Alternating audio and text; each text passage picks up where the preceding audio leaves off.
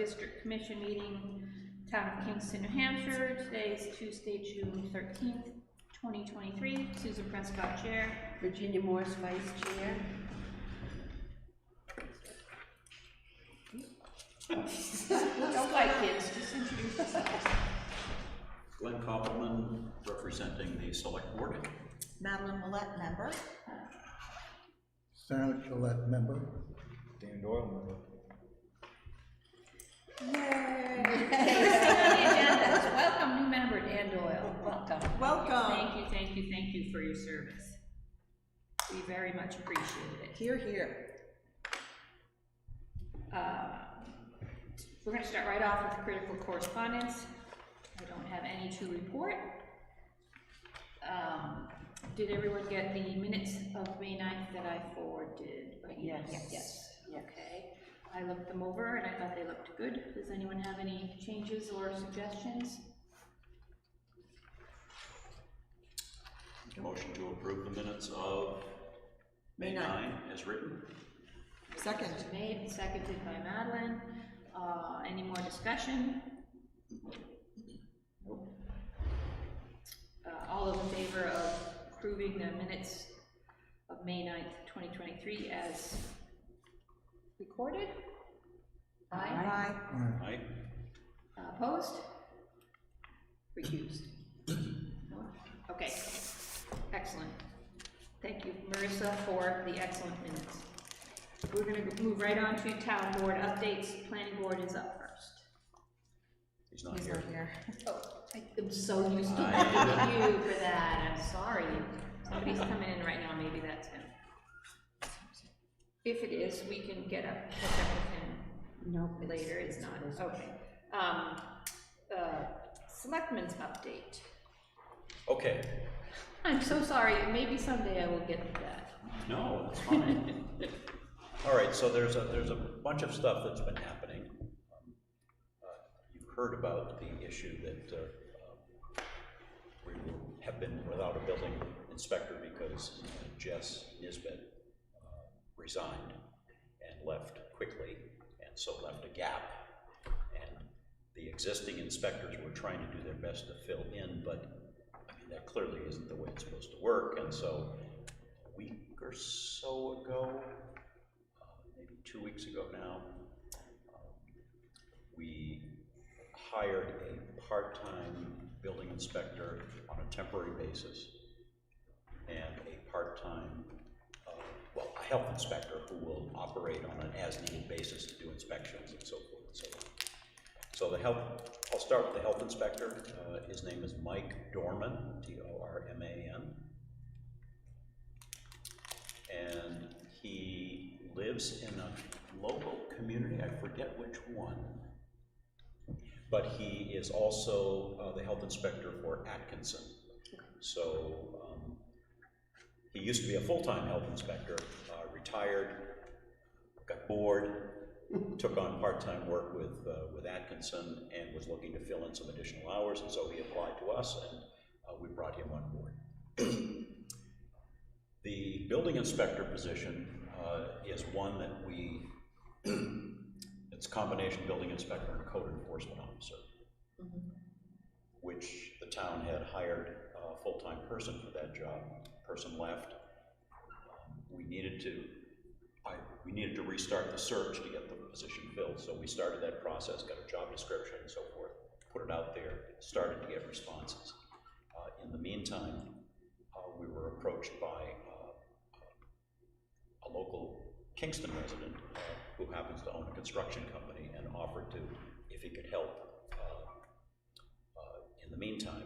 And so the board discussed it, the select board discussed it, and decided that it could be a while before we had a full-time person, so we should get somebody in there to get things taken care of for code enforcement, but primarily for building permits at this point. So on a part-time basis, we've hired Kyle McManus, and I forget the name of his company, I didn't write that down, but he does building permits, he will do code enforcement as needed. he will also be in the office at least a couple of hours on 2 days of the week. So, and I'm not sure what those hours are. That if Dan, if you needed to know, you could check down with Susan downstairs and see what the schedule is. So at least there's a person doing that job. And so going along with that, however, at last night's select board meeting, we decided to put on hold the search for a full-time person because it has come to the attention of the board that we've got some significant budget shortfalls, some underestimates of what it was going to cost on some contracts, and so in order to get a handle on that before the end of the year, we temporarily suspended the search for a full-time person. We will evaluate in a couple of months how we're doing on the part-time situation, and if that isn't working, we'll restart the full-time. So the expectation is that we'll try to get by with part-time help until the end of this year, and it'll be a help to the town's budget, and hopefully things will work out. If it's to the detriment though of the public, in other words, if we're not able to provide the service that's necessary, we'll reconsider and go from there. So that's the status with code enforcement, health officer, and building inspection. Can I ask a question about that job description? Yeah. Have we developed a job description that is impossible to do? We've had 3 people now start and stop. It's a new job description from what was done before. Oh, from the first 2, okay. It's not an easy job to fill. I mean, to try to find somebody who does building inspection and code enforcement and has the right skill sets for all of those things is tough. And I mean, I know just from dealing with other communities that it is a tough position to fill, and it's a position that often vacates and has to be refilled. And when you do find the right person and it's the right fit, you do what you can to hang on to them. But it's not an easy spot to fill. As we know, we've gone through 3 of them now, or 4 of them now, so within a short period of time. Thank you. Okay. 2 more things. One is that I brought to the select board last night the suggestion that once a month when we do our department head meetings, which is usually the 4th, or it's the last Monday of the month, in the morning, they do it at 9 in the morning or 9:30. But it's a select board meeting, but it's primarily for department heads to come in, exchange information with the select board. There was a public comment spot on the agenda, but there was no specific opportunity for boards and committees to participate. And so I suggested, and this was at the suggestion of actually one of our committees now approached me, and so I brought it to the board. And they were all over it. They said, yep, it's a good idea. So on the agenda, there will be a spot for board and committee, whatever. And so any boards or committees in town, if they want to address the select board, provide information, bring up issues that they have, whatever, they have a spot on the agenda for that. So did you say that was a morning meeting? It is. Separate from the regular select? Yeah, the other 3 meetings a month are in the evening, but that particular one, which is at the end of the month, they hold in the morning. And I think that's to accommodate the fact that it's primarily for the department heads who are here working in town. And where does it take place? Where does it take place? Here. Yeah. Okay, and the last item is really the big deal item, and that's the PFAS remediation. And that relates directly to the historic district because all of that contamination is in the historic district. At least the contamination that has emanated from the fire station and from the firefighting foam. So there are currently 27 residences that currently exceed PFAS acceptable levels, 6 of which have treatment systems and 20 of which are receiving bottled water as an interim step. We as a town have applied for funding to put systems into those remaining 20 homes, and to possibly reimburse the 6 that were already out there, assuming that they didn't already get rebate from the state, or if they put out their own money, there's a possibility, depending on the timing of when they went in, that we might be able to cover those as well. So there's a bit of money left in a pot at New Hampshire Department of Environmental Services for PFAS remediation, specifically for this kind of thing. So we applied for eligibility, we were determined eligible, and money has been set aside and earmarked for us. And the final application was submitted this past week, and we should know within a couple of weeks. So fingers crossed, it's close to $300,000. It would cover the cost of the installation of the systems, the first year of operation and maintenance, some additional testing and supportive work. It covers administrative costs that the town has to put in for taking care of this, a bunch of stuff. So that was the big item. And it will be a state contract, and it's large enough that it has to go through governor and executive council. And they don't meet very often in the summertime, Susan, as you probably remember. Yeah. So based on conversation with DES, they're expecting that, given the timing of where we are now, that it probably won't get in front of GNC until the August meeting, and they only have one meeting in August. So hopefully we do get in front of them in August, which means that we can start the process late August as far as getting out bids for vendors to put the systems in, and hopefully get the contract underway and get it done, so that we, hopefully in the early fall, we can have these things done. So. And sound panels. Oh, and the, as you can see, the acoustical panels are in the process of being installed. There was, the town had gone through a process through town vote at Warren to approve some money to do this. It was a significant chunk of money. It was not approved by the town. So the town decided to do it on its own, and our public works director and his folks are doing it at a nominal cost, essentially. I mean, the labor is the big part of it, but we've already got the labor because they're doing it themselves. And bought the fabric, they're building the frames, and putting them up. So. Excellent, good. Yeah. Can you hear us out there? Can you hear us okay? Can you hear us okay? Oh, that's a plus. Can't get any worse, as I said. Yeah. Well, that's it. They're gonna put some on the ceiling too, so. Yeah, so they're some gonna. of that echo. Yeah, basically the back wall is done, part of this wall is done, so we still have all of that side, and all of the ceiling to do, so. So hopefully before the air conditioning starts up in the summertime. Hopefully. Because that's the real test. We can't hear anything with the airs on. Right, yeah. All right, so let's move on to Heritage Commission. I'm gonna defer to Ernie because I Poor missed Ernie. the library presentation. Ernie, give a little update, what's going on with Heritage Commission?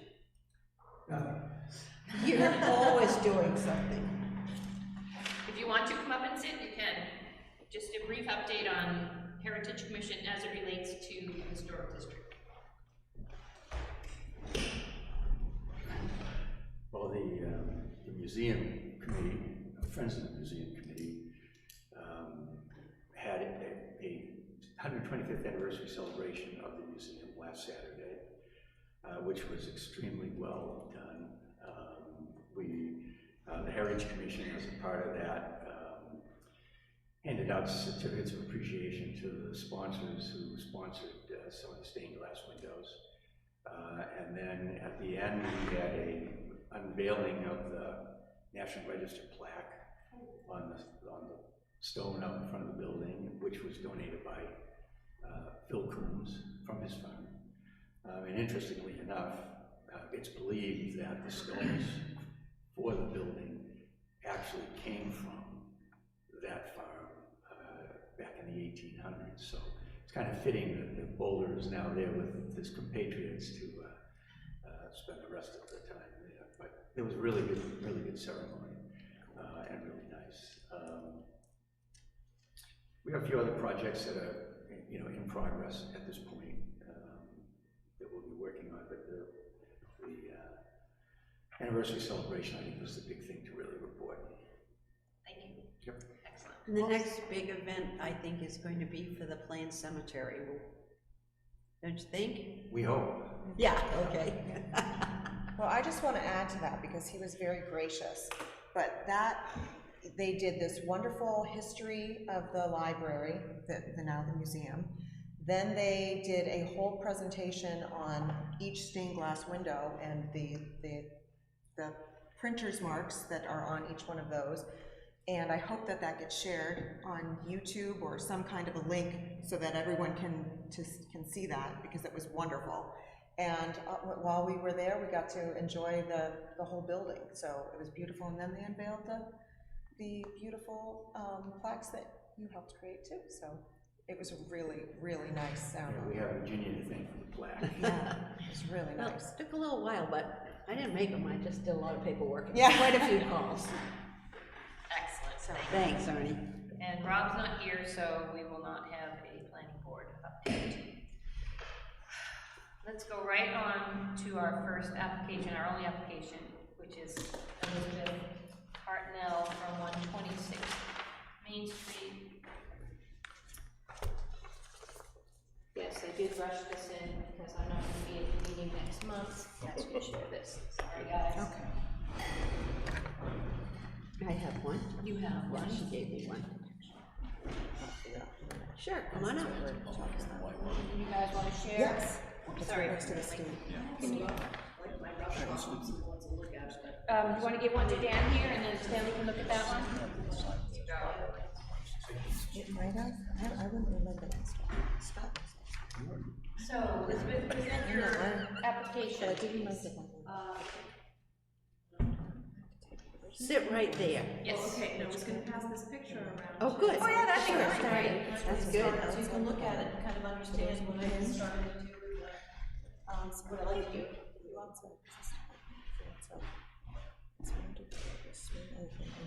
So these are gonna open like this. You already saw this one? Yes, and I went on site to look and see what she was planning to do, so I've got some good information. This is the house that's right next to the Oh, look at that. entrance to the state park. What year is that picture, do you know? I don't know, I think there's been a lot of different timelines on that building. Bob Clocker came in early on, and he put some of the attic, might have been like from the meeting house across the way, he thinks that might be part of the build. So it says 1850, but that looks like it might be earlier, I don't really know. Yeah. And then he thinks the kitchen might be like 1790, Okay. so. Well, this picture has got to be certainly mid-1800s. That's what I was thinking, I mean, yeah. the horse and carriage and everything. Right, yeah, And and I the mean, fence too? it's already built, so it might have been, yeah, who knows? But what I'd like to do with that, project is to take the barn door, which is right below where it says "Why Worry?" And, I'd like to take the original doors and bring them, on a hinge apparatus so that they're hinged like this, and then they fall out into the yard. And then behind that, I like to put in, you see from my images, there's it's alder wood, which is a nice hardwood, it'll be all natural, and it's just going to be French doors coming in with some side lights. So it'll provide me access to the barn inside. I'm planning on, I am currently restoring the interior of the barn, so I'd like to have access to get like my contractors in, construction material in and out, so I think that would be really helpful to have that access. And that's that. I mean, I like to keep as much original and historic as possible. I'm very much into the preservation and historical component of my house, and from all parts of it, so. And so the reason for this extra set of doors is what, for Access. but you've got the fold-out doors for The access. fold-out doors will provide so that it keeps it in keeping with the historical part of the house. Yeah, So okay. that was my goal there. Yeah. They will fold out, and then the French doors will allow me to go in. Okay. Most of the time, my feeling is that most of the time, those outside doors, those original barn doors, I'm taking from the inside of the barn and just bringing them to the outside, Yes. will remain closed. Okay, that was kind of my question. Yeah. For the most part, I mean, I certainly want to be able to use it, but, yeah. Are you changing the use of the building? I'm sorry. Are you changing the use of the building? Currently, no, it's just my house. Okay. Just expanding some of my interior to the Yeah. barn part, yeah. Okay. Yeah. And so having these installed will give you more light in the barn? Yeah. Or is that what kind of? That's most of it, but it's also, there's like, big gaps between the outside and the inside right now, so I'd like to try to seal up some of it and keep that, a little warmer. Make it Yeah. more of a living space? Yes, exactly, yeah. Okay, Yeah. all right. So That's that what I was kind of getting to that, like, what's the purpose of the 2 sets of doors? Yeah, that would be it. So to have a little bit more airtight and to have a little light coming in, Exactly, but yeah. still being able to open it up to get materials in and out. Yes, Okay. yeah. So the sill, she invited me over to take a look at it on Sunday, I went over, and so entering the barn, she's gonna need to do, Elizabeth, I have to call you she, like you're the That's third okay. person she's here, is going to do some work to make that solid and seal it. And I was interested to see if this had been a set of barn doors that slid on a roller, but no, there's no structure up above, either inside or out, for a rolling barn door. And right now, those are nailed in, aren't they? They are, Yeah, yeah. they're just Nailed nailed shut. on the inside of the barn. And so she's gonna put them on the outside of the frame and hinge them out. And then on the inside of the framework of the door will be these new wooden glass doors that will open in. And she is going to be able to keep a good portion of that, those wooden doors are in pretty good shape along the bottom. There's some rot there, but they'll have to be made a little bit smaller to fit into this doorway anyway, but the rest of the door is, it's quite unique in that it is tongue and groove and grooved, so it's like, one board and made to look like 2 boards. There's a name for that and it escapes me. Beadboard? Just beadboard? Yes, Yeah. but it's really thick, Oh, heavy okay. material. So it's an interesting door, not plain boards, but Right. slanted like that, angled. Oh, cool. Yeah, and did I read in here that the exterior doors are going to be bare wood as well? Yeah, I'll be taking those down to natural wood, Okay, just treating them. on both sides, Yes, front and back, okay. absolutely, yeah. Are there currently any historic easements on that barn? I'm sorry, I didn't hear you? Are there currently any historic easements on that barn for the state for taxes? I'm sorry. I'm still No, not here. I don't know. I'm sorry. Are there currently any historic easements on the barn for tax purposes? No, I have not done that. No, I looked into that, but I haven't done that. Good question, anyways. Yeah. So are you gonna restore the whole barn, or just start with the doors right now? I've done the inside, I've done the beams on the side, I've done the whole joists, the floor joists, cool. that were sagging, they're all natural, I got them all hand-hewed, done correctly, and the beams are done correctly, and, so it's solid now, it's not Nice. like this anymore. I've kept all the wood that was originally on the floor, I've kept everything, yeah. And tell them your most unique feature inside your barn. So in that house, in that barn, there are hundreds of postcards from the early 20th century that were part of what the owner had done.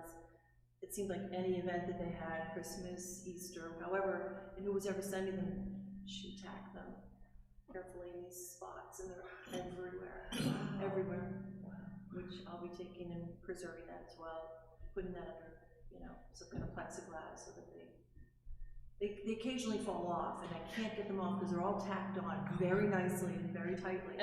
So, and I don't want to disrupt them, but occasionally they do fall off, and I keep them, so. Wow. Yeah, there's a lot in that place. So you can actually read everything? Well, Yeah. can you read them, or is Well, there you can read, yeah, you can read the front of them, and they're from all over. Most of them are local, but then some of them are from Europe. They must have friends, you know, Germany and England, but yeah, the ones that are up there, you can see, like, you know, there's a lot from Haverhill, a lot from, Waltham, because I think that's where she's from. Oh, okay. That sort of thing, yeah. That is so neat. It's pretty interesting. Yeah, what a snapshot of history right there. Yeah. Wow. There's a lot. Will that be any see-through glass or just? So that will be see-through glass, yeah, Okay. yeah. Behind the barn doors. So when you open up the barn doors, those French doors they'll swing in. The outside doors will swing out, and those doors will swing in. But it's not a frosted glass or anything? No, it's not clear gonna be glass. frosted, no. I might do something to make it so it doesn't have such an intense light, you know, but it won't be dark and it's definitely not gonna be frosted. This picture kind of looks like frosted glass, I think Yeah. that's why they're asking. Yeah, I can see that. So when the repositioned or rehinged, newly hinged, existing barn doors, those are gonna be, the paint's gonna be taken off. Yes. And so will they then be similar or the same color as the new Doors? French doors? I'd like to think so. I mean, I don't know what I think it might be pine. I'm not sure what the original doors are. Probably is pine. Yeah, so however close they get, but yeah. So it's not your intent to match them necessarily? No, no. Just no. natural. Just everything Natural. natural, yeah. Yeah, everything the way what is intended. Well, I think it's not very traditional to have doors like that in your barn door opening, but where you're using the barn as living space, it makes a lot of sense to do that. So, and you said most of the time those original doors will be closed, so it won't just look like French doors facing the street all the time. No, Okay. yeah, not at all. One, I think it'll be too light in there, too much, and also it'll be too cold. I mean, I think between all the seasons, and there won't be any screens, so, you know, it's not, yeah. It's no different than me leaving my barn door open all the time, too. Look right at it all the time. Well, I don't have any further questions. Your application is nice and complete. Does anyone else have any other questions on this application or comments? Your handwriting is beautiful. Oh, thank you. I'm looking at it and reading it and thinking, oh, Yeah, it's pretty rare these days. yeah. No other further comments or questions? No? We entertaining then some motions here then? Okay, I'll make a motion that we accept the proposal as presented for repositioning the original barn doors to be hinged and adding French doors on the inside to open into the barn. Motion was made by Virginia. Do we have a second? Second? Second by Madeline. Further discussion? All in favor of approving this application? Aye. Aye? Aye. It's unanimous. Thank you. Thank you. And now, Nope, Virginia will do her business now. I'll be sending you the certificate of approval, Okay, and you have a mailbox, so that 126 does it. yes. There's no box number on No, it. your box, yeah. And how about money? Yeah, so that just occurred to me. I was sitting here thinking, I think I forgot my checkbook. I thought I was being clever by bringing a small bag. So how can I get that to you? You can go to the window downstairs. Yes. And give them a check. Okay, anytime after? Yeah. Or they're open, yeah? Yeah, Okay, anytime. good. Okay, good. Because when, Fridays. I'm sorry, go They're ahead. half day open on Friday. After Fridays. After Friday, I always forget that. I do have one question, because I haven't had a chance to, really go over a lot of this with my contractor. In the event that he says those hinges, because I want them on the inside so it's flush, would I have to come to you if they had to go on the outside? Like if there were straps that he had to put on instead of hinges on the inside, would that change what If the straps look like the ones on the top, okay, that top door, yes, I think that would be in keeping, Okay. right? To keep everything tied together? Yes. I'm really hoping it can all be done on the inside. If I even have to have, the hinges made on the inside, I'm committed to doing it that way. Yeah. But I didn't want to have to come back if that was not acceptable. So, Elizabeth, the hinge on the door above, it looks like a hay door or something that hay would go through. Really funny that in that picture that she passed around, it's not there. The hinge is not Right. there. Or No, the hay the door is door. not there. Oh. So, Little hay door. Well, in the picture, there are things that are not there, but things that are there now that weren't. right, So, that's like right. that family Isn't that in the beautiful? house. I know, I know. That's really sad. I don't If I know get who around to approved it, that. things will I'll try to bring everything back, but it's gonna be, one step Well, it'll at a be time. interesting because, it might have just been boarded over. Yeah. Well, in the attic, I can't see it, it must have been because I don't even see a hint of it. Oh, So I don't even see if it was either decorative Oh. or, I'm not sure what the purpose was, but there's nothing in the attic to indicate that that was ever part of the original structure. Might have been just decorative. Might have been, yeah. So what I was gonna say to you about the hinges was, the hinges on the door above are quite large. But if you, because your window, as you look at your house, there's a window right here. If you can't get, if it had to be a strap hinge on the outside, I think you could still get it in there with the window. It'd be tight, Yeah. yeah, and I might have to do like a little more, I mean, cause those doors are super heavy. Yes. So it might just require, I'm gonna do the best I can and not have it happen, but I don't want a lot. Yeah. That's there now. Just wanna make sure it's okay. Well, as long as it's like architecturally correct. It will. Yeah, Yeah, it'll be in keeping with what's right above. okay. Well, Virginia will make a note of that. I am right To now. match.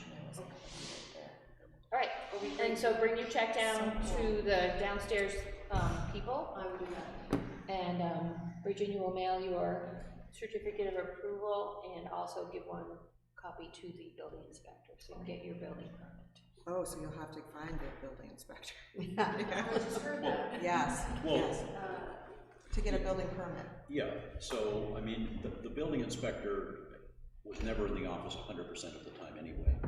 So you could either call the office downstairs, the select board's office, or if you're in and you want to just come in and check, and just find out when, you can still submit the application for the building, and it'll be processed. If you wanted to talk to the building inspector, you need to call to find out when exactly he's in.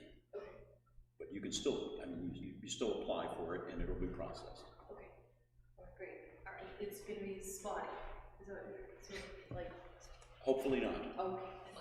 Hopefully it'll all work For the out. best. Yeah. But it's not gonna be, it's gonna take a while to order the door, do things like that, so. Oh, There should good. be a couple Yeah, of so weeks maybe you'll catch anyway. up, yeah. Yeah, but you want to get your application for your building permit in Yeah. as soon as you I'll be can. doing that when I drop off the checkbook for you. Perfect. Yeah, That sounds good. yeah, you can talk to Tori. Oh, right. good luck. Good luck, yeah. Thank You Elizabeth. too. Thanks. That's awesome.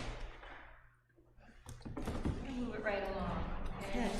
So the next thing was a discussion of joint planning board and HDC meeting regarding clarification of language in HDC ordinances and regulations. Do we have a new date for that meeting? We do not. I did email and postponed it, and I also emailed again to confirm that they got the email, and I still haven't heard back, so I guess I'll have to call on the phone. Does everybody have the note? It's titled Thoughts About Changes to Historic District Ordinance, the one that I emailed out. Yes. This is notes from Lee Merrill that she sent me.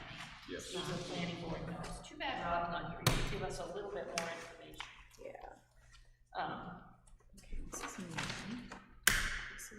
So this, I guess, is where we wanted Ernie to also come up, because here's the understanding that I had from Lynn was that the language, we know that the language in the HDC section of the ordinances and regs is a little vague,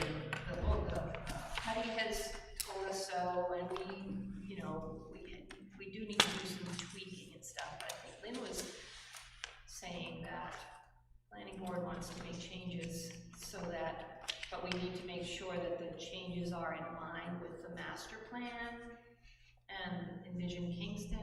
And I'm new to this part of town governance, so I don't know a lot about this. Like, is it appropriate for the planning board to reach out and say, we want to change these? Or are we the ones that would say, we want to change these words? Well, it can happen either way or both ways. Okay. I believe that if HDC wanted to propose a change to the ordinance, it would typically go to the planning board, and the planning board would be the one to put it out on the warrant. Right, yep.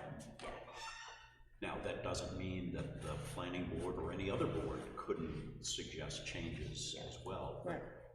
It sort of goes through the planning board process for hearings and all of that. Okay, that was my understanding too. And with regard to master plan and Envision Kingston, I mean, both of those items are advisory only. There is no obligation whatsoever to be doing anything specific. I mean, the idea is that any changes could be supported by what's outlined in the master plan, because the master plan is it's a visionary kind of document, and it provides sort of a foundation, but it doesn't have any jurisdiction. But if you're going to make changes to things like ordinances, it's supposed to at least be supportable by. And that's, I think, what she was saying. Okay. They're not going to propose any changes that are contrary to the master plan, or, you know what I mean? So that's why they wanted to work together with us. And she had some suggestions on some of the wording. I thought she was also, because of the Chinburg plan coming down the line with the seminary and apartments, just make sure that that was gonna be in line with anything that the master plan had proposed.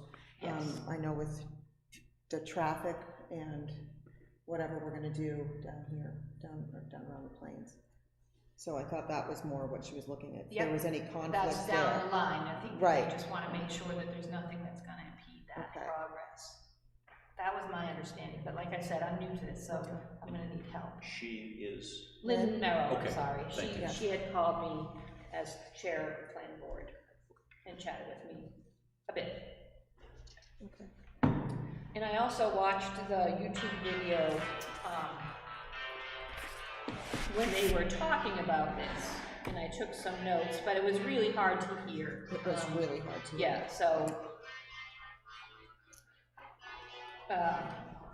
I just have my notes here. I don't know if that will be helpful, but I think maybe what we should do is just go through the list of changes that the planning board sent over.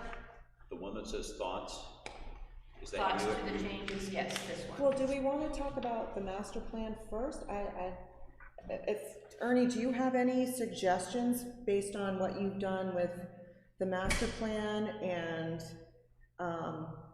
things that you think might be useful to the historic district ordinances, or anything that you like that may not have been addressed yet that you think might be important? I wasn't even aware of this until a short time ago. Yeah, I just sent you. Can you get up in front of a mic? Because they're gonna need to record You this. can sit here, Ernie. Yeah, that's fine. Pull up a chair. That mic will capture you. And Well, thank you again for coming to the meeting. I mean, my thought would be that the planning board really are the group who should be familiar with the master plan and should know what impact anything this committee does has on the master plan. So, I mean, I'm familiar with the master plan, but it's not really my bailiwick. No, I'm sorry, Envision Kingston, when we did the Envision Kingston 2, Right. if there was anything that came out of that we should really be implementing. Sorry, I didn't mean to say, hey, how's the master plan? I have to really think about that, actually. I mean, I can't, you know, there was some things about utilization of the plains area, and I think part of that has already been implemented or put into the master plan as far as bed and breakfast and things of that nature. I mean, I'd have to look at it to compare it to whatever the planning board is proposing as far as changes, but I don't know about you, but I'm not thinking there would be much of an issue. Because most of the recommendations in the Envision Kingston too were pretty much consistent with the master plan. There were a few changes, but not major changes. Yeah, a lot of the, and I know Virginia has a copy of it here, but I know that from my own, just from my memory, I mean, a lot of the issues were, as you said, Ernie, utilization of the plains by perhaps adding a better path around the perimeter of it to provide for multi-use, like walking and biking and so forth. The potential of adding some facilities somewhere there, like restroom, down the end, like restroom facilities. But that's the concept of a possible one way around the plains was something that developed at Envision Kingston too. There was also a design, I believe, for a possible reconstruction of the intersection out here to improve that. Right. There was also talk about adding, with the thought of the old seminary building being redeveloped and Bakey School being there, the possibility of a sidewalk from that area down to here. So to provide for, you know, walking from that point down to here and onto the plains area. I think those were kind of the big items. Interestingly enough, the age-friendly community survey that the library did hit on so many of those same things. Walkability, safety along the sides of the roads, bike path on the edges of the roads, sidewalks, more available transportation to get around places. So an awful lot of it, as I was reading this, the summary of recommendations and all the community input that people had, so much of that had to do with getting around in town. And at that time, where Down to Earth was empty and looking bad, and the seminary was empty, and so, and I believe the Grace Daly House was still there. The buildings were still empty around the seminary, the ones that have gone. So there was a lot of concern about empty buildings and that sort of thing. And empty stores, economics, inviting more businesses in, etc. I don't think anything that I know from our ordinances is in conflict with this kind of a vision. No, and as Ernie said, I think that the addition of the bed and breakfast part of the ordinance actually was implemented after that, and that was used as kind of the foundation for that concept, I think. Yes. Was there anything in there, I read the whole thing too, but was there anything in there about, I thought I read something about ADUs as well, about housing and places for young people to live. Was that Yes, in the? I don't know if it was in here. I don't think that term ADU was. I think the term ADU came after. That was okay. done. Okay. Yeah, there might be discussion in there about alternative housing options, but Yes. I don't think they would have referred to it as ADU. Okay. But that is another step in the right direction, and it goes right along with this as well, right? Okay. So Susan, this document that Lynn sent you is this what we're talking about, trying to make sure that this is consistent with the master plan and Vision Or Kingston maybe too? not inconsistent with. Okay, because as I look at it, and I might be wrong, but as I look at it, this seems to me to be moving things around rather than adding or changing anything. Yeah. So my first take was that it, you know, wouldn't be inconsistent with much because it's pretty much what exists, but will be in different places in the documents. That's how I read it. That's what I thought too, yeah. It really wasn't proposing any new stuff, or any, you know, deleting things or adding things, but as Ernie said, you know, kind of making sure that they're in the right place and that sections are referred to perhaps in other sections so that,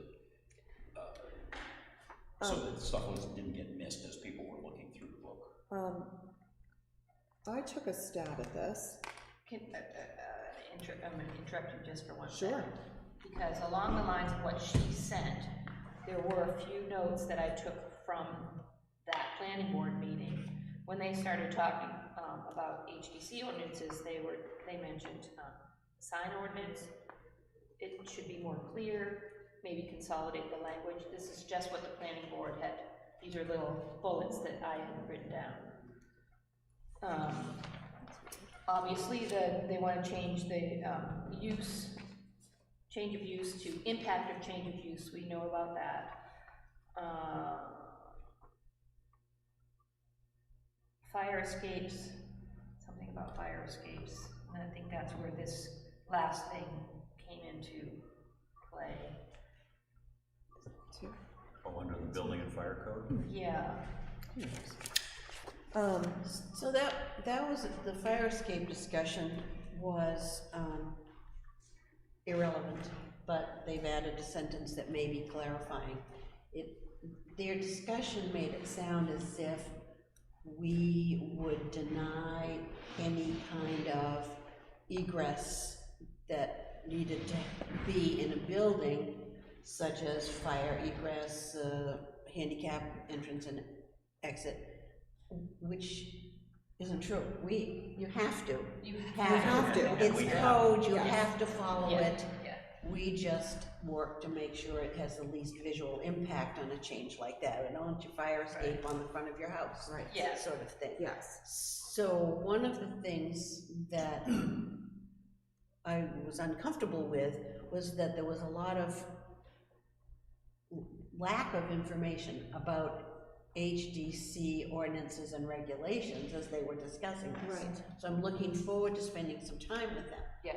What I think we need to spend a lot of time on is there are a number of words or places where things are unclear, words that are inconsistent, don't match state regs, wording, not that they're against them, but the wording is inconsistent, so it might be confusing, and that we can be more specific or add language to clarify what seems to be cloudy or muddy waters or interpretive for people. Yes.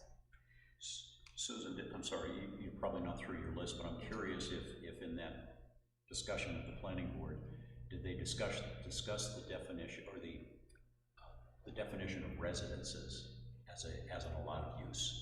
I do not have that on here, and I don't remember them talking about it. Because I really think that's an area where we've gotten hung up on a couple of occasions, at the very least, because under allowed uses, it just says residences, and we don't define what those residences are. Are they single family, multifamily, duplexes, apartments, condos, whatever? Yeah. And I don't think that any of that clarification language is going to be in conflict with anything like Envision Kingston or the master plan. But it was Lynn who said, we want this to be consistent with the Envision Kingston and the master plan, which I agree with. Yeah. So, I took our ordinances based on the planning board's, I just had it a second ago, their discussion, and I took them and I've given you a copy here. Okay.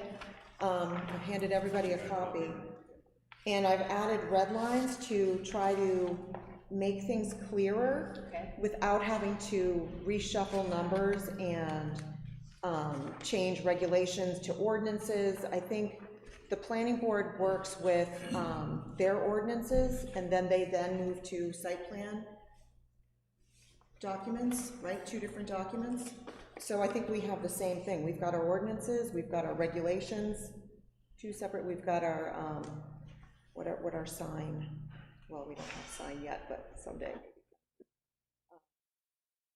Guidelines. Thank you. So I don't think we need to merge things, because that will make it more confusing. I think you keep the ordinances that the town votes on Yes. separate from our regulations, which are what we create and we have a hearing and vote on. So I've gone through here and just, if you follow along, And the first one you've got is the residence. and the first one I have is the residences, because that was vague. So if you look at rural residential, instead of just saying residences, it says single-family dwelling or dwelling unit, and parentheses, two-family home, accessory dwelling unit, apartment, and parentheses, and incidental uses. In the case of an accessory dwelling unit, the standards found in Article 206 apply. So I tried to point them to where they would find that in our ordinances. So that would just make that more clear, So, what a residence would be. so when I read apartment, is that an apartment within an existing home, i.e. an ADU, or is it an apartment building? That is in our zoning right now. That's what is listed as a single dwelling or two dwelling unit. Okay, so this wording that you've used has already come from someplace. It's from our zoning, yes, Article 206. Okay. And that's not. And that's still, it's obviously still kind of vague. So we can work on it from there, but I wanted to get started with something. And also the word incidental uses is super vague, I think, as well, you know? Yep. What is that? Well, there might very well be a definition of incidental uses, and that's. Oh, okay. So, and that's the other thing, is any of the words in here that we think could be questionable, we should check to see if there are definitions, because it might be defined. Oh, so accessory dwelling unit, oh, that's the ADU, sorry.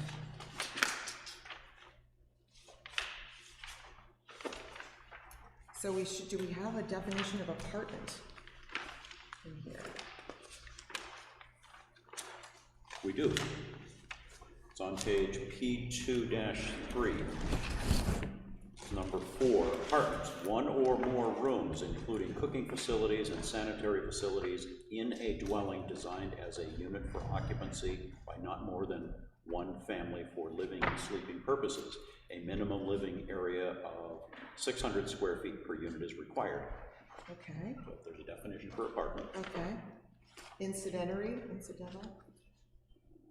I don't see a definition for incidental use.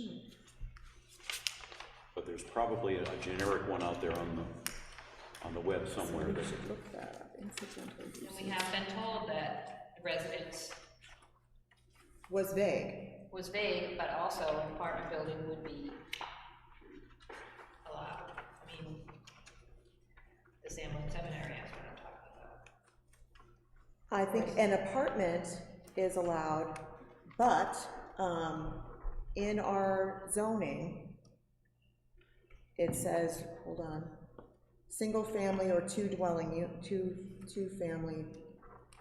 single family dwelling or two dwelling unit, which is a two-family home, are the only things allowed in our town. So I think it needs to go for a variance. And I think, based on the discussions we've had, that the historic district would support that variance, because they're going to rehabilitate the seminary and create apartments for the town. So I think there's a give and take. And on that same thing, I mean, this is all over the place, but the Alliance Review, I don't know if any of you got that emailed to you. They are talking about that exact thing, about such a shortage of affordable housing and of housing in general, and that they are looking for things to take in, especially in urban areas, old Walgreens buildings or mill buildings, and creating apartments and housing with that. But there's also some things that they're trying to put an end to single-family zoning. So they're also saying single-family zoning doesn't exist anymore, and unless you're a historic district, you can have a duplex or a triplex or a fourplex popped in right next to you, because they're trying to, fill that void. So it's important that we protect the historic district from that, because it says, just in this, this huge article from the Alliance Preservation, that it's going to put additional pressures on established historic districts. You mean who's going to put additional pressure? Developers. Developers. Potential developer giveaways, where they will find loopholes and put up 4 units just so that they're just buying up your historic district, cutting it up and renting it out for dollars, and there goes your sense of place. So everything's getting bought out or demolished because they're targeting them, because it's cheaper to buy. So there's, I'll send you the link, Okay. because it was really, really interesting. But that was talked about just this month. All right. So the ones in the red are the suggested wordings? Yes. Or like you said, a starting point? A starting point, yes. So when we go with to our joint meeting with the planning board, Yep. we'll have this, Well, we should talk about it and make sure Yeah. everyone's on board. right, And come up with I mean, this is one person's idea, so. Yeah. Everybody else is gonna have ideas too. But it makes it a starting point. yeah, okay.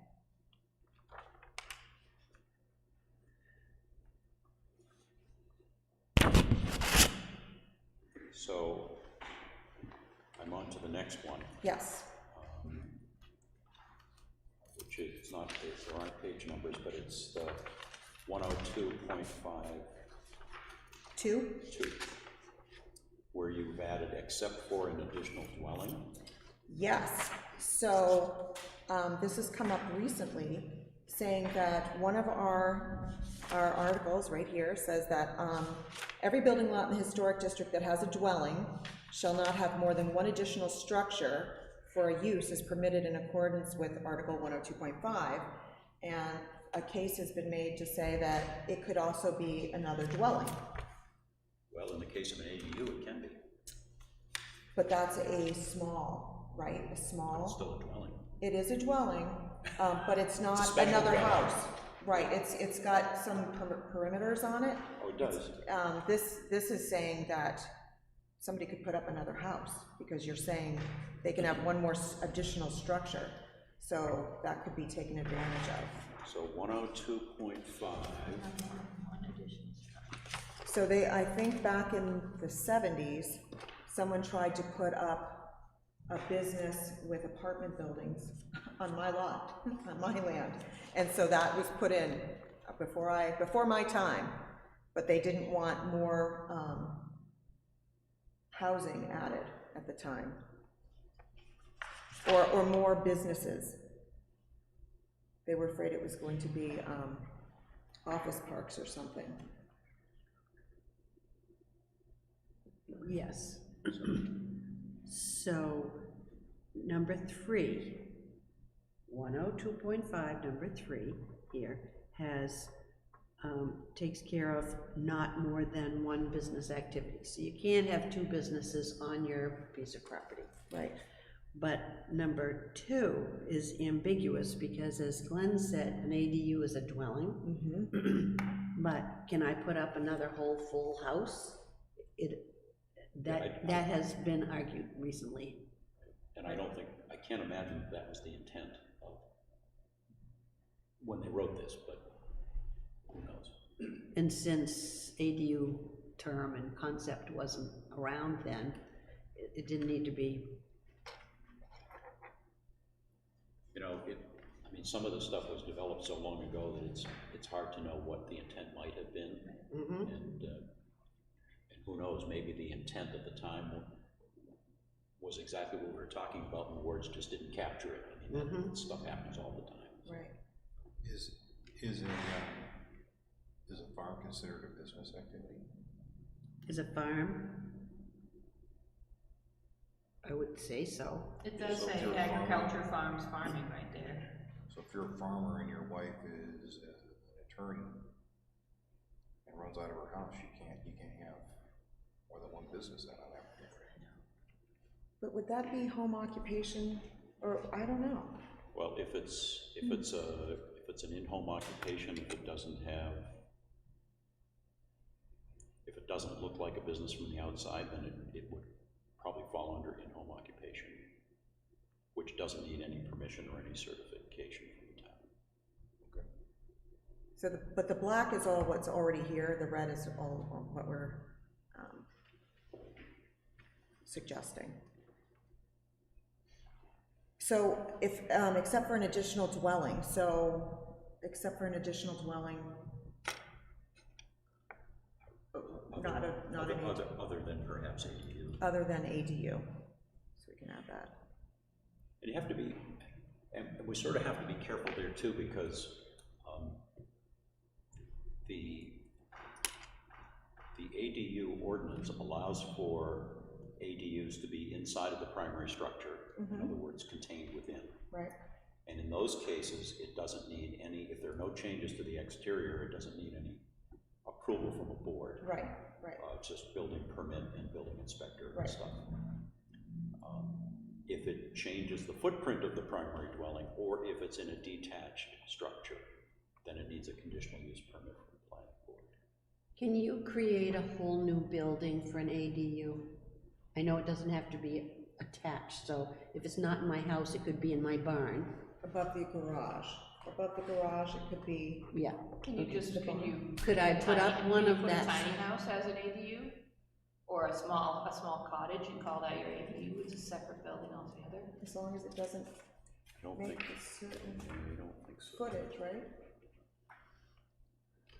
It's almost like you would write a full-size dwelling house, you know, something very specific. Because if you could put up a little cottage, what's the difference between a garage apartment in my house, or if I didn't have a garage, just put up a little cottage and Right. get the, get the planning board's permission for that ADU.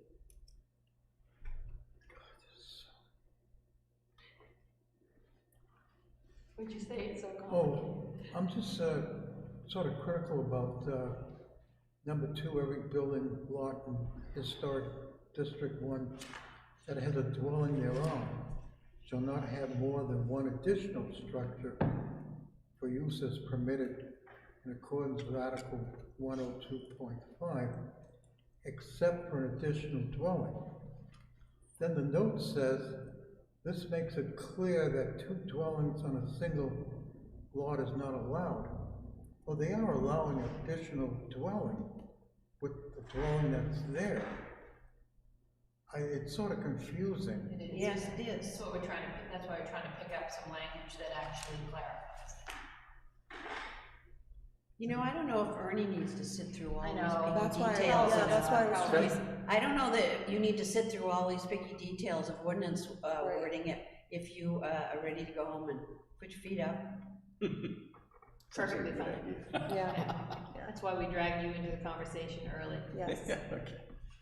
So you're dismissed if you feel like it. If you love this, you can stay. Yeah, I think it's probably something that you guys need to talk about. Yeah, yeah. Okay. All right. Unless, Thank of you course, for you the haven't offer. had I enough appreciate meetings this week. If you haven't had I enough know. meetings this week, you can stay as long as you want. Thanks, sir. I appreciate the offer. Thank you so much, Ernie.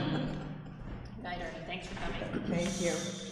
So, just to wrap up the ADU thing. Yes. Yes. The ADU ordinance talks about specifically this, and this is in the ADU shall be designed so that the appearance of the property remains that of a single-family use. When the dwelling unit is not in a detached structure, there shall be one door, okay. Yeah. When the ADU is contained in a detached structure, new or existing, it shall have the appearance of an accessory use, for example, a garage or barn. Okay, So it can't look like another house. okay, all right, Okay? In no case shall it look like a second dwelling unit. interesting. Okay, so that's what the Good. ADU is. And that gets vetted at the planning board because that requires a conditional use permit. Great. But the ADU ordinance also says that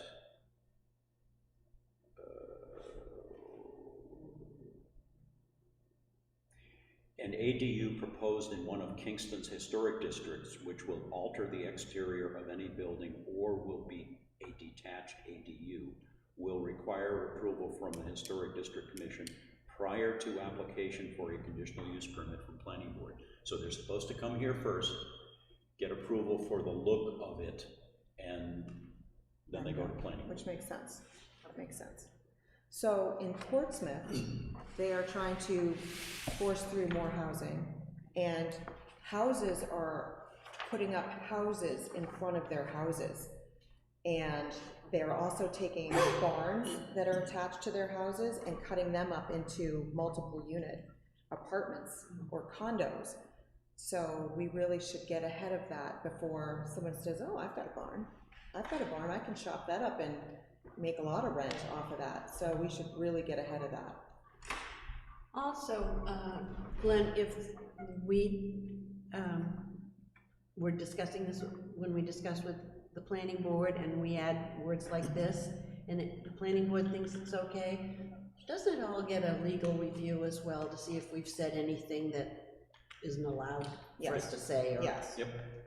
overstep our bounds or Yep. some such thing? Yes. Can I go back to what Dan asked about two businesses on a Yes. residential place? So I would think that if you had a farm and a farm stand and a sign, and it said Virginia's Farm Stand, there's my business, and I can't have a second one unless it's quietly within the house. But if you were raising animals and you didn't sell from your property, you could, and you don't have a sign that says Virginia's Farm, or it even could, but I don't have customers coming and I'm just taking my eggs someplace else, then I wouldn't think that would be, that certainly would be hard, forced to say that was a business if I'm not running it on my property. Right. If I'm raising and supplying. See So what I'm saying? no one knows that what you're doing. I see what you're saying. Yeah, I mean, well, like Wenzel, you're running a Christmas tree farm. Yep. But you're not in a historic district, obviously. I'm running a Christmas tree farm. Right. I'm eventually gonna put a sign out front that complies with the rules as far as saying Josiah Bartlett's farm. yeah, You know, so once I advertise it, then I can't run any other advertised businesses in for my home, period. But as Glenn said, unless it's one that doesn't have, well, the sign on for a home occupation is tiny, and it doesn't have any other change to your property, Right. then that is considered a home occupation and it doesn't require permitting. right. Because I do my consulting work from one room in my house. Right. But there's no outward appearance that that is an activity there.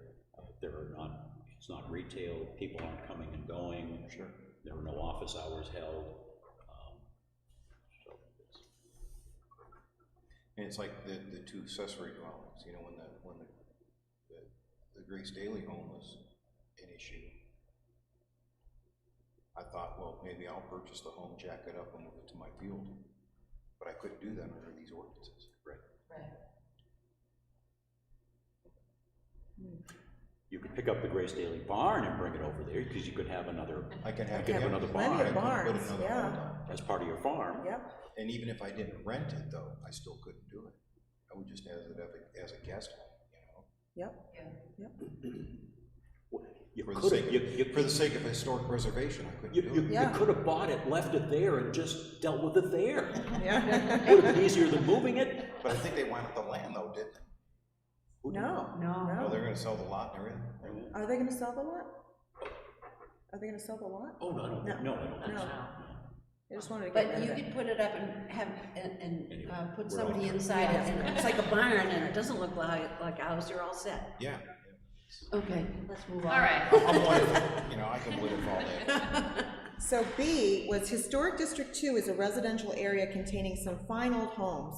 It used to say this area is, and it still does, this area is zoned single-family residential agricultural, and uses will be permitted in accordance with the Kingston zoning ordinance and in conformance with Kingston, And that's, with Historic District ordinances. and that's a remnant left over that didn't get caught. But it's not true, because not you are in the Historic District 2. You're not single-family agricultural. So, Although I do have a nice little farm myself.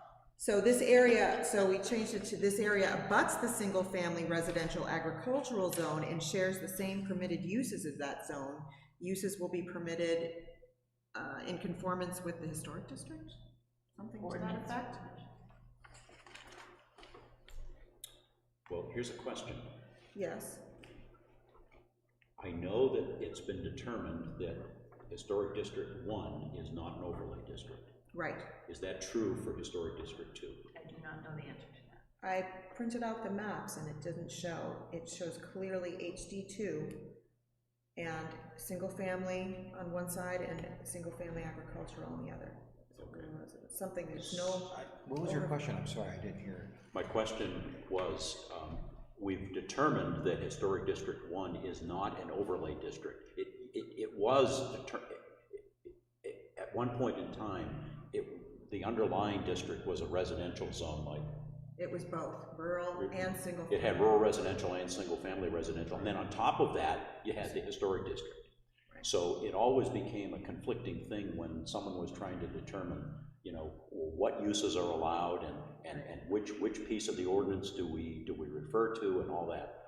And at some point, and I don't remember when, it was determined or made true that Historic District 1 is its own zone with its own rules and regulations and separate from any other zone in town. What I don't know is if Historic District 2 is also its own zone, but Madeline's saying that she looked at the map, and according to the map, it's its own zone as well. Yes, So, but we should double check, but it looks like it's its own zone too. because if it is its own zone, then there should be no reference in here to single-family ag or anything, right? Well, I thought the whole point of that was to still keep that vibe in the historic district too. If that's true, then it's not its own zone. Well, no, okay, but I don't know. Yeah, it gets really confusing. Well, it is. Actually, This this stuff is shows that very. it's because businesses, little small businesses were allowed in HD1, but we don't have any in HD2. Right, so we were trying to keep it single-family agricultural, like the Queen's Farm, Right. any type of farming. So let's look at the definition of Historic District 2. Historic District 2, it talks about where it is. Because it's definitely not single-family residential anymore, Well, no. right? Well, if what you say is true, Madeline, then it isn't a residential zone, it's a historic district. It's just historic district 2. So, Oh, so that would change everything. That would allow businesses then. well, So maybe, well, hang on. So Historic District 2 is a residential area containing some fine old homes. The area is zoned single-family residential agricultural, and uses will be permitted in accordance with the zoning ordinances. So, but but it doesn't show that on the map. On the map, it just shows okay. historic district 2. So some research is probably gonna have to be done. Maybe the map's not correct, Okay. or maybe this isn't correct. Okay, so that's, yeah, so we really should know what that is. What page are you reading that Page from? 102-3 in the zoning book. Right down at the bottom, where it's item B, Historic District 2. Oh, it's right on the thing I printed Oh, I see, out, but I I just see. crossed it Yeah, out. I see Oh, it's it, I crossed see it. out. Yeah, it's right there. Yes. So what does it say about just a regular old single-family, what was that? Residential? Residential, single-family ag, wasn't it? Yes. That they said, oh, single-family residential ag. Well, it's saying that the area is zoned single-family ag, which would not allow businesses, it would only allow agricultural uses. So then we need to switch it, so on the map it shows correct, or whichever, it needs to be fixed. This needs to match the map. Yes, Or the map needs to Yes. match this, whichever. yeah. 'Cause So I my don't- map I have at home is so old, I couldn't depend on it, and I didn't go online and look, but Yeah. I'm taking your word for it, Yeah. that you said it was just. It does, I cut them all out, pasted them together, just get a look at what it My looks like. guess is that if if somebody were challenging this for, say, a particular use, they probably would be going by the ordinance book. I'm thinking, but. I wouldn't even want But to we take need to that, cla- I we think need it to needs to be clarify. clarified so that we don't put them in any jeopardy. Right. It should be fixed to what it is.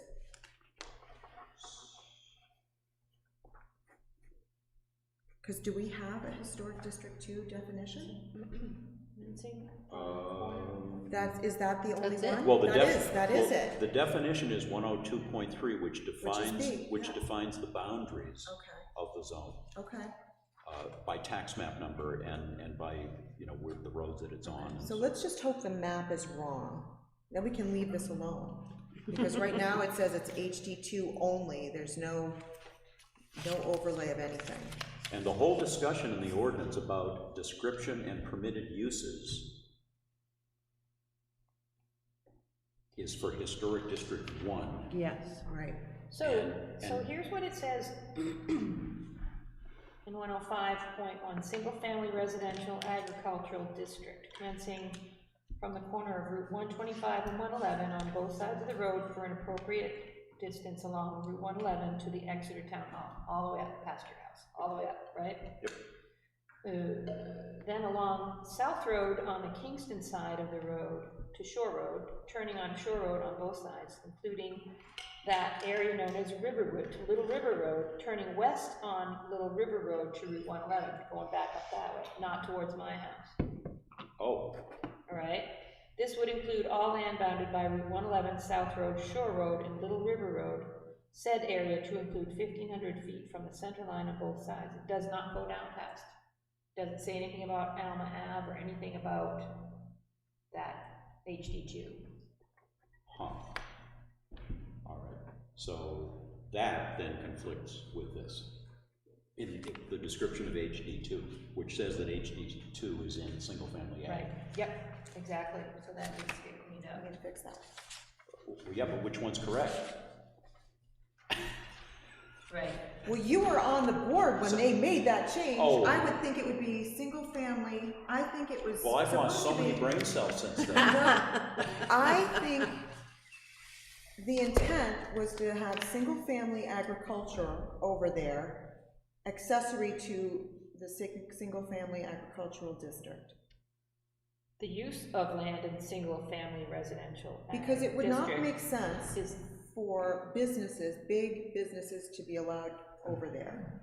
So that would not make any sense. So here's what it says, that the use of that land is limited to single-family dwellings, agricultural uses, and incidental uses such as private garages, boathouses, tool sheds, gardens, and the like. Agricultural shall mean land used for agriculture, farming, dairy, pasturage, apiculture, horticulture, floriculture, silviculture, and animal and poultry husbandry.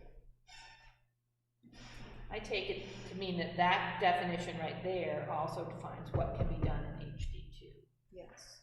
but it's not very clear. No, it's still not clear. So that description, if HD2 is its own zone, that description should be under HD2. Yes, That's what I'm thinking. yes. So we need to, another project. Boy, that really opened up a can of worms. I thought that was just an easy one, just to say, blah, blah, blah, blah. That might be something to ask the planning office Yeah. to try to sort out. Yep. Yes. So in the note we wrote, this attempts to clarify that the zoning in HD2, the zoning is HD2, but the allowed uses are shared with single-family agricultural. A combination of both zones apply here. I think that was what our note was. Because I remember that it was supposed to be single-family, it was not supposed to be a copy of HD1. Right. It was less. Different rules over there. Different, yeah. Yes. Little bit more restrictive. Yeah, because the definition of HD2 doesn't talk about any commercial type uses. Right, right. Unless it dealt with the only animal uses- husbandry or unless it was something. farming. Right. I don't even know what silviculture is either. Oh, that's growing of trees.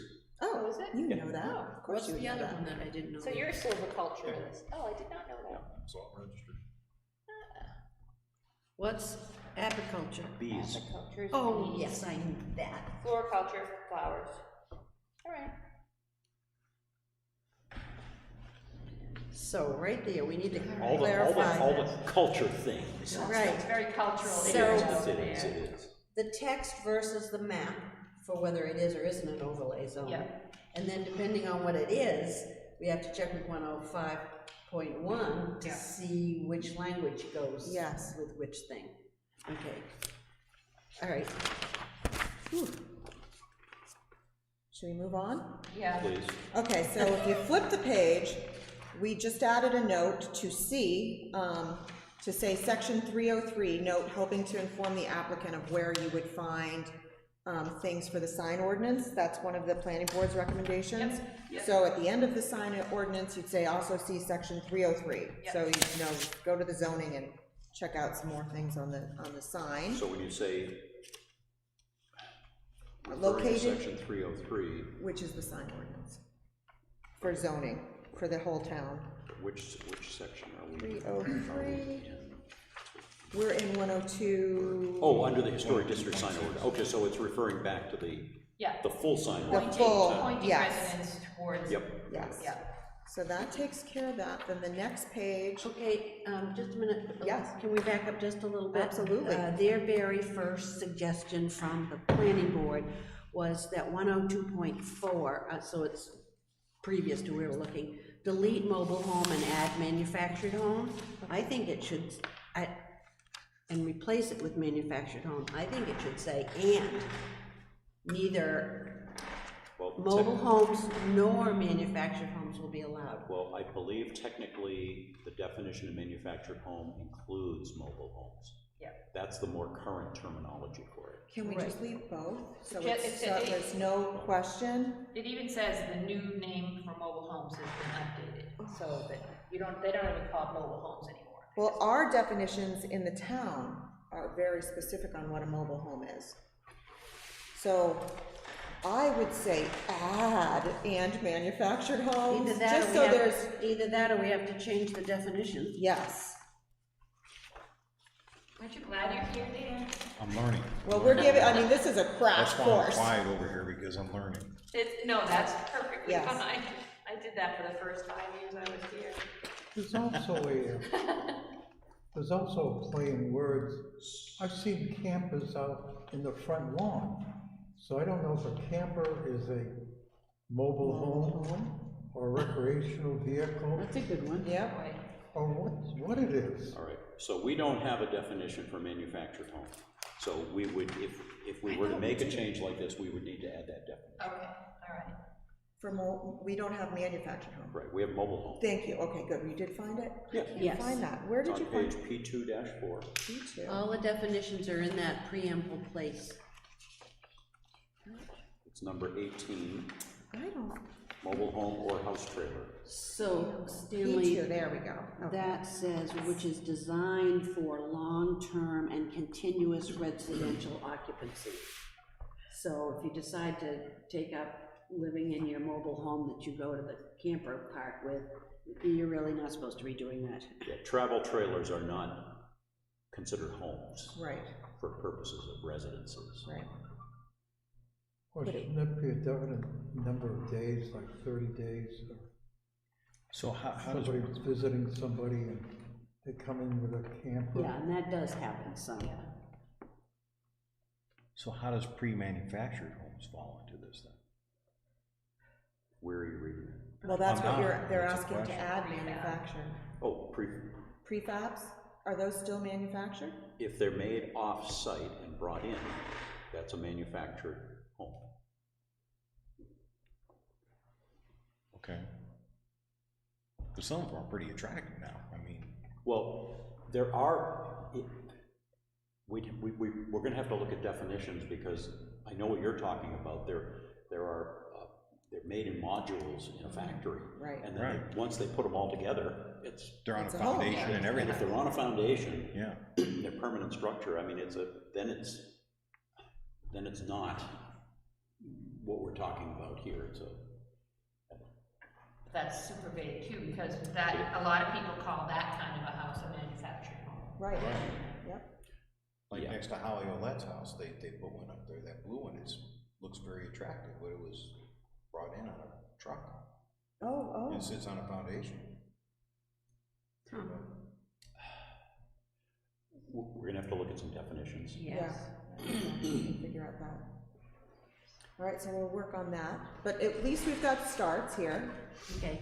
Under procedure, on 102.8, we added, so it's upon obtaining an application, the applicant should supply the information relative to such application as may be required by the Historic District Commission from time to time. And then we added, before applying, applicants should refer to HDC regulations and design standards in section 1201.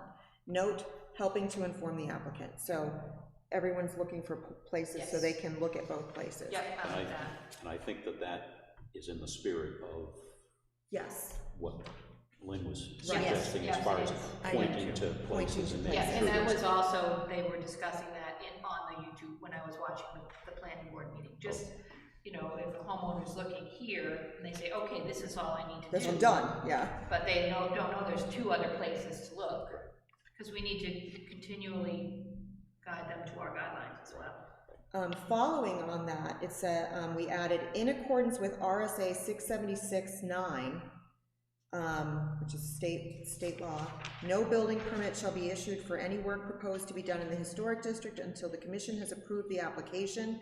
The commission shall make a decision within 45 days of, the state law says filing. And we have receipt, and there's like 2 different definitions of that. So we went with the state law of filing, and then it says, note, the law uses the word filing. But filing, failure to do so will be deemed to constitute the approval of it by the commission. So if we don't act on it within 45 days, it's approved. So we have to be vigilant unless they. So did they provide a definition of the word filing? Because Is that in we're, here? Sorry about that. you just blew the ears out of people who are watching. Sorry, woke everyone up. Adam, hope you're okay in there. Sorry. He's good, thumbs up. Where, is that in here? File, would definitions be in here? Because this is their stuff. I don't know. That book Probably somewhere, but is not complete. You might have to go online to the Okay. complete, because those are updates. right. Yeah, this isn't updated either. I guess where I'm going is that where we only meet once a month, Right. if somebody were to submit an application to Susan, say tomorrow, and we don't, if that submittal is complete, and if that's considered filing, then we have to act on it at our next meeting, unless they grant us a continuance or the ability to go to a next meeting. If we say we weren't ready to go to the approval stage at that point. But we just have to be careful about that. We also have to be careful because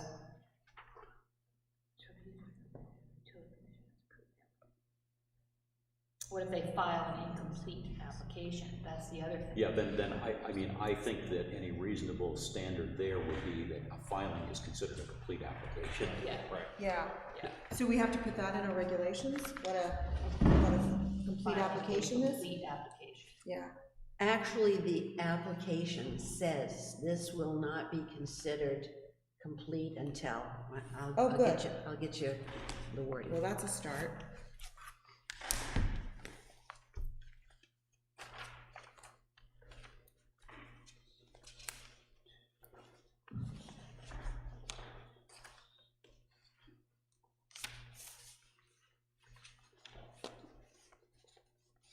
The applicant will not be placed on an agenda until the HDC chair or vice chair determines the application is complete. Now, do we have to have that in our regulations specifically too? It probably should be in there, right? Maybe it is.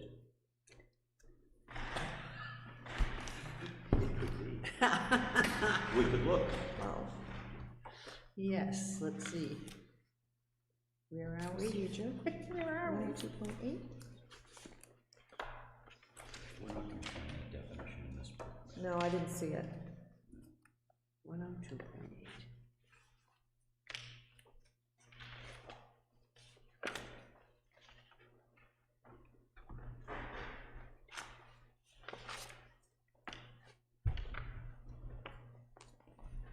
Oh, that would be in our regulation, right? Not in our ordinances. That's because the 102 is an ordinance.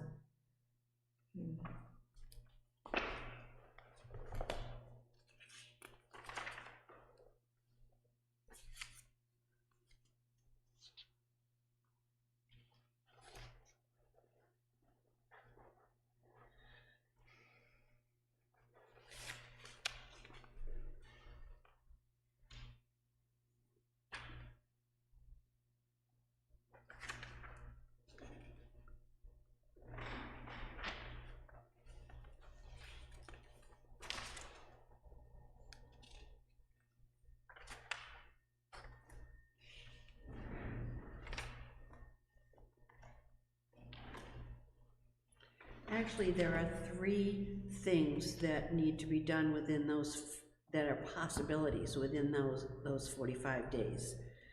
The commission, and the way we have the front of it, it's either you or me. Yeah. But I suppose anybody could say that it's no interest to the purpose of the historic district, so it doesn't involve us. Right. Or it's harmonious, and notify the applicant, which, now, an applicant doesn't have to come and appear. They can just submit that to us, and we can vote on it with or without them, okay?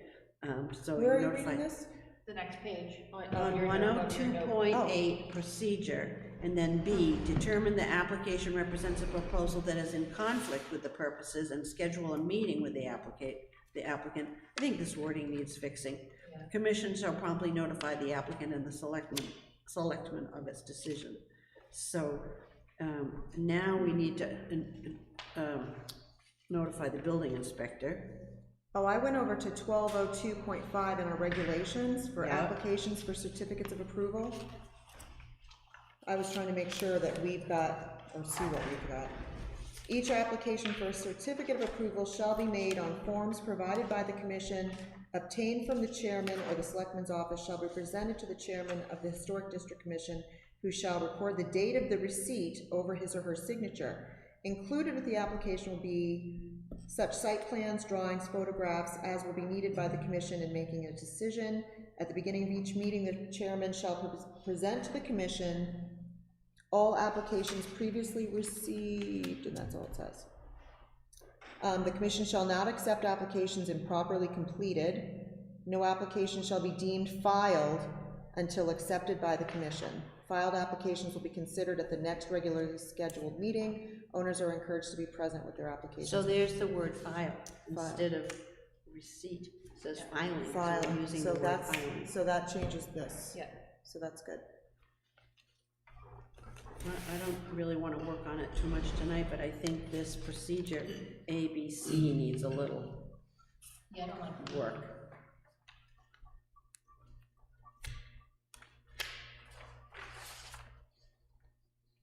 There are really only 3 things that happen. You're complete and we move forward with it. Yeah. You're incomplete and we don't move forward with it till it's complete. Right. And then, yes, we'll notify the applicant, building inspector, and selectmen of the decision, Yes. right? Right, so C was just add the building inspector because the law specifically calls out that the building inspector will be notified promptly. Yeah. And then add at the end, further details on the HDC procedure can be found in section 1202. Okay. Note helping to inform the applicant. The next one, public hearings, is actually a duplicate. 102.8 is also procedure. So public hearings, if you just number it 102.8.1, if you just add that 1, you'll separate that duplicate from the procedure to avoid renumbering everything. Oh, jeez. We went through this with a fine-tooth comb, but Wow. 102.8. You So are way it's on, ahead of me. yeah, it's on page 102-5.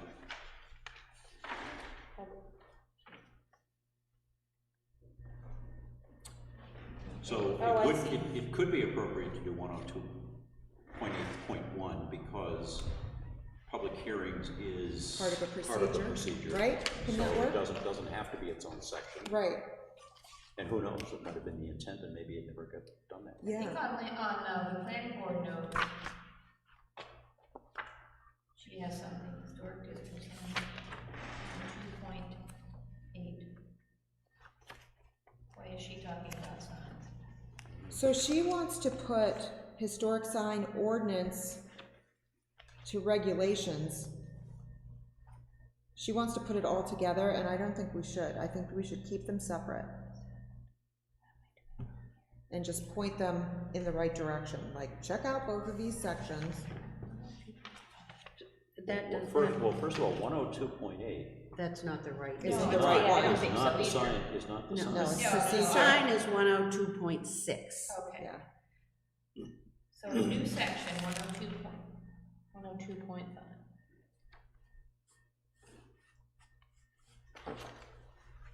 And that will get rid of renumbering everything, because that's really confusing, especially when you kind of know where something is. No, she's got Yeah. 10. Yeah, this is confusing. Yeah, we don't.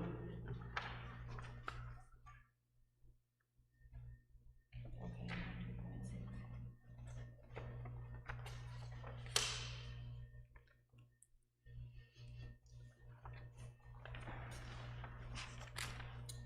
All right. Okay, I'm not gonna get caught up on this. All right, so the next one's gonna be a little confusing. So under guidelines, 102.9, it says, in considering appropriateness of an application, the commission shall consider, among other things, and it used to say, A, the effect that the exterior facade of the building will have when viewed in relationship to the surrounding buildings in the district. But instead, they stuck in the new citizen petition that just passed directly first, which kind of didn't make sense there. And it also doesn't really belong there. So I've kind of broken it up into 3 bits really. So taking the first part of the citizen petition that says, when making a determination on the application, reasons for denial of an application must be clearly documented and shall be factual and verifiable reasons for denial. Moved that to 102.1, which is denial and appeal. 102.10. 102.10. 10, yes. Yeah. So taking that top section and moving that to the denial and appeal section, and that's in blue. And then Makes sense, yeah. this one, you'll have to give us your opinion. Reasons for denial shall not be subjective or based on opinion or speculation. I believe that should be removed to prevent legal issues for the town. Reasons for denial shall not be subjective or based on opinion or speculation. The planning board doesn't have that wording in their ordinances or regulations. Any site plan denials. That's very disturbing language, I've always thought. I think Very that prejudicial, actually. it's very prejudicial, and we have to have reasons for denial. And that's listed here under the denial and appeal. Yeah. And that's a good point that the planning board doesn't have that. And also, the person that put that citizen petition in retracted that, But it was too late. and it was too late, so I don't think they would have a problem with that, because we're already covered with that. I don't know where that came from, but. So that's in red, so that's, you can Okay. take that under consideration. Yeah. And then the other part, let me see. Where did I put the other part? I think we moved the other part to E at the bottom of this thing. So it will go, we'll move that other stuff to the denial, and then guidelines will say, in considering the appropriateness of the application, the commission shall consider, among other things, and it will go right into the effect of the exterior facade, A, B, the change, if any, in the amount of noise, congestion, traffic, etc. C, whether the proposal is of a design or materials, or for a purpose or use inconsistent with, etc. D, whether the proposal is of a design or materials, or for a purpose or use inconsistent with the overall character of the district, as described in 102.5, because right now, we're being told we cannot use the ordinance that says everything under 102.5. So that would put that in our regulation. And so the note says this protects the same language in 102.5 should the HDC get banned from referring to 102.5. Because it talks about the overall character of the district. And C only talks about adjoining lands of a proposal, where D would now talk about the overall character of the entire district. So does this particular proposal fit the whole district? So that's something to think about. And then we threw in E, which was part of the citizens petition that says, if the Historic District Commission or parties at the HDC application level, other than the applicant, requires expert testimony or documentation to support the denial, they cannot require the applicant be responsible for the generation or costs associated with such support of denial. This shall not prohibit the Historic District Commission from making additional recommendations to an applicant that are in the spirit of the Historic District asking for voluntary compliance or participation. So that was just moved down to the bottom. I think those are more sensible places to put those two components of the new ordinance wording. So does that all fall under E? I think that would be E. E. I'm sorry, I So we put an need E to, above if the we need historic. to say E. yes, I added it on mine, sorry. Oh, you did? I penciled it, yeah. After relooking. That does yeah. flow a little bit better, it's a little more, It reads better. yeah, it does. A little more obvious.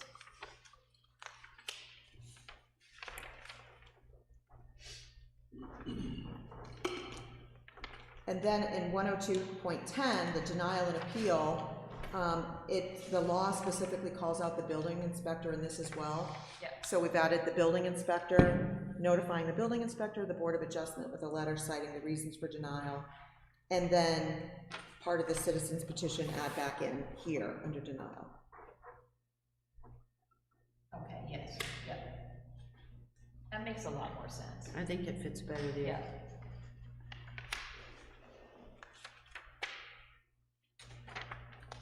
You realize that because this is zoning stuff, I mean, any of these that are adopted or proposed would be warrant article stuff. Yeah. Yes, Okay. yes. But they all need to, I mean, there's so many things here that need to be addressed. I know, I'm just Yeah. saying that there's a lot of stuff and it's gonna be a very long It will be. Yes, article. yeah, Yep. yeah. So we had an issue with pre-existing uses, 102.12, and we don't discuss that in our I don't, ordinances. I don't see I don't even 102.12. have 102.12. You don't, so I was adding it. Oh, So it's Well- in there. Oh. It's at the bottom after denial and well, I violations. see that, but I didn't know that you were in. We're adding, so that's totally new. I'm looking to the book and I'm saying we don't have that. So it talks about non-conforming uses legally in existence prior to the enactment of this ordinance may be continued, maintained, repaired, and improved unless and until such use becomes an imminent hazard to public health and safety. Non-conforming uses may not be expanded or changed to other non-conforming uses, which I believe we have in town for planning board. Well, that's what I'm wondering is if it already exists someplace else, do we just simply have it there and point to that We rather could than? point to that too. Or, I mean, it could be that repeating it is worthwhile. Right. Well, and the reason we put that, we also added 102.13, conflicts clause, because there's been some issues where things that weren't, because some things were slightly vague, assumptions were made and stated that because it's, say, in rural residential, it must be allowed in historic district. So I think we should have a conflicts clause that said, must comply with all other town of Kingston ordinance and regulations unless explicitly stated otherwise. Isn't there a conflicts clause which the most restrictive rule applies? Yes. Yes. Something to that. And it would be more in line with what the planning board does too, with a conflicts clause, so we can discuss that. That was my changes just for the ordinances. Just a couple. That is a lot of work, so thank you for doing that. We don't even have a definition for non-conforming We don't, we go from M to O, there's no M, it's non-conforming. Under-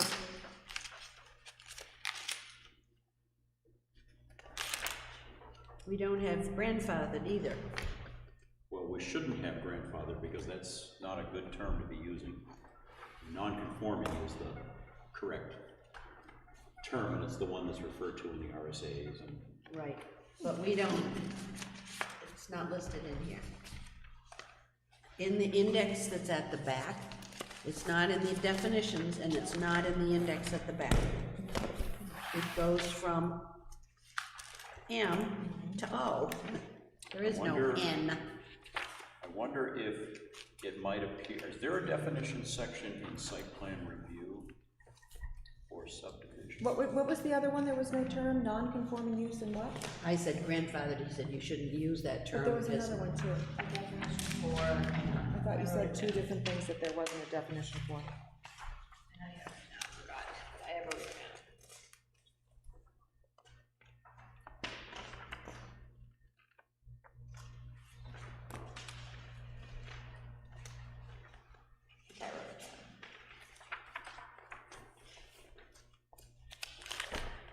I did not write it down, but I do remember that.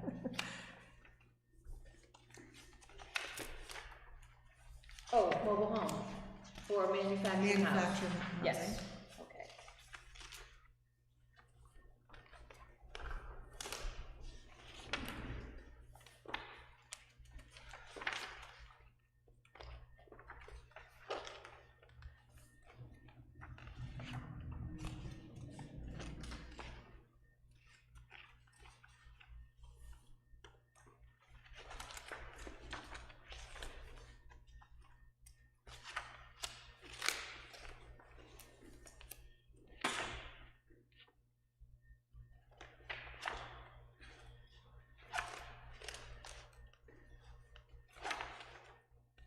Do we have to, not that I want to jump ahead and we're not doing this tonight, but do we need to, we'll need to pick your ordinances as well? Like, just like this? Regulations? Yeah, regular, I'm sorry, regs. Here's my regs. I just have like, Virginia and I worked on regulations this afternoon, trying to put stuff in. I can tell you what we came up with real quick. Okay. Good, would we be allowed to type that up and send it to you? I think so, it's not doing board business, is it? No, it's for you to review ahead of time so you can read it. You could do that. Is that right, Glenn? If we had some Yeah. ideas for We can't that, just talk about it afterwards. You just can't discuss it outside, Yeah. but you can, Review you it can on. send stuff. Yeah. you can Send send, stuff for your reading pleasure. Yeah. Yeah. You can't deliberate or debate about it. Right, so that could be Give for us our next about it. one? That would be great if you could. Yes. yeah, my brain's kind of. Mine's a We little worked bit- on this for quite a while I really today. appreciate it, I think we really need to talk about the letter real quick I do too. from. Can we put this on, can we table this for right now, this ordinance stuff? Yes. Yes. Because this has been very, very helpful. And you did get, so we're gonna switch gears, for the last agenda item, which is discussing Attorney Grandy's HDC guidance document on reviewing uses. Now, last meeting, we voted to make it a public document. Was it this 5 or 6 page thing, or was it the 2-page thing we did? Because her, letter is dated May 10th. The We only did the 2-page? the 2-page impact of use Okay, examples. all right. So we cannot even discuss it on YouTube right now because it's a private, confidential Right, but you could go into non-public session if you wanted to discuss it. Okay. document. Yeah. Which, do you think we should do that, and then we would be off YouTube and, Yeah, and we should do it, if it's the last thing, we should do it as the last thing so that Adam can then head home. that's what I was Oh, just good. thinking too, Okay. yeah. So how do I do this? Do I just say we're going to go into, No. oh, all right, yeah. I did it last time, but I had notes. So, if we're gonna do that, someone needs to make a motion to go into non-public session, and we need to cite the correct section of 91A. And someone will then second it, and then Susan, you'll need need to do a roll call vote, Okay, and then once we do that, we are in non-public session, and and then I just will take a few, just vague minutes, Yep, right? You just have to do the subject matter of what Pretty you're much. discussing. Yeah, pretty much, and then tell them what time we came out of non-public session. Right? yes, yep. Yeah, you need to note the time that you went into non-public, Yeah. time you came out. And Glenn, are you continuing, is the board continuing the meeting so that after we come out of non-public session, we then vote to end the historic district meeting of today? Yes, Okay, so it's encapsulated in the correct, bigger it's meeting. part of the meeting. Okay. So when you come out of non-public, and you come out of non-public the same way you go in, you motion it, you second it, you do a roll call vote, and then assuming you get the vote, then you come out, you're back in public session, at that point you can adjourn the meeting. Okay.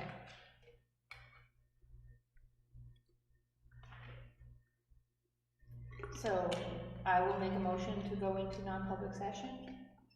Are you looking at something I have to write? Citing, The RSA. citing RSA. He's working on it. Trying to find it.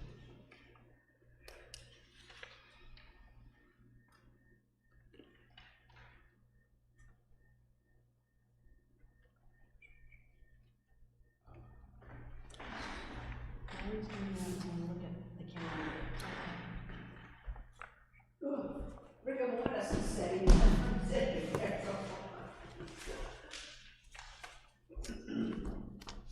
I just can't sit down. It's so stiff. Oh, okay. So if you want to write this down, Susan, I will. it'd be 91-A, :3, Roman numeral 2, L. That's the section that we need to cite, and it's for consideration of legal advice or legal Okay. counsel. All right. So, have we concluded all our other business? We have.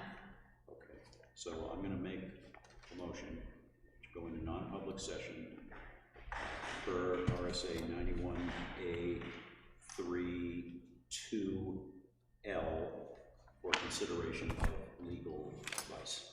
I second the motion. Seconded by Virginia. Okay.